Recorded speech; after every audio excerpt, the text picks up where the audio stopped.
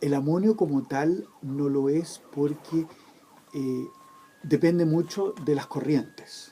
Ya.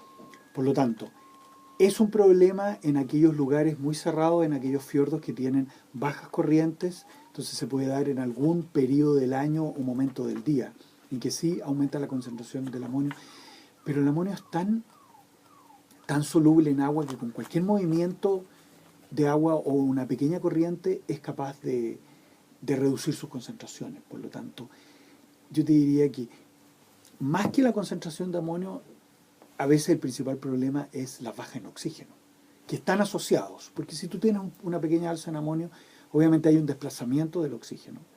Absolutamente. El exceso de amonio es tóxico para el pez. Por lo tanto, sí tiene un efecto negativo y deleterio en su propio crecimiento. Yo diría que parten por, primero, la acumulación de un exceso de materia orgánica en los lugares donde se instalan, por el alimento que no es consumido, que llega y cae al fondo, y por otro lado, las propias fecas. La feca es un componente de ella, es soluble en agua y si hay una buena corriente se lo lleva, pero hay otra proporción que es materia, algo de fibra y algunas proteínas no digeridas y otros compuestos que sí llegan al fondo y ahí empiezan a copar y aumentar el contenido de materia orgánica del fondo, por lo tanto tú lo que obtienes en el fondo es un aumento en la actividad microbiológica. Y eso sí puede generar más CO2, puede consumir más oxígeno. En algunos casos, yo te diría que esos propios microorganismos se alimentan del amonio que hay disponible o que queda atrapado entre medio de las partículas o de alimento o de fecas que cayeron al fondo.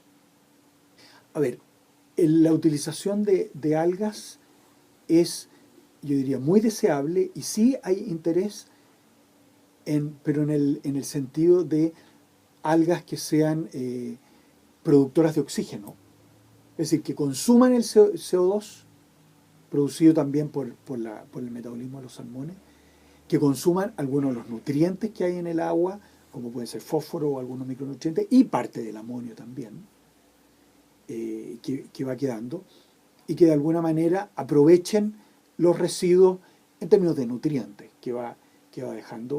Yo diría que sí, yo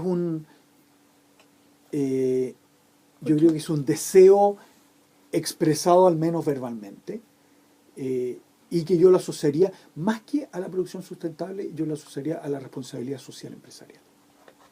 Entonces, sí a las salmoneras les interesa aparecer como que ellos sí tienen una responsabilidad con el medio ambiente y con la sociedad.